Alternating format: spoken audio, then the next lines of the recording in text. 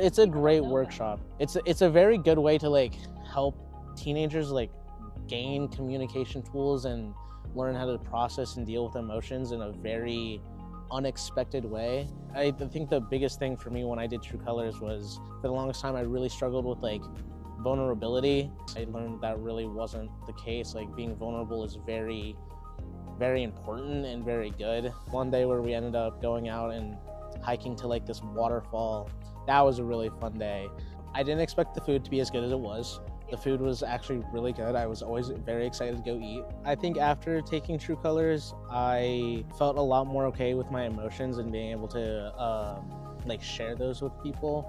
If you end up sending your kids to True Colors, which I would highly recommend, meeting Tom, he is one of the funniest, extremely kind. Your kid will be in very safe hands.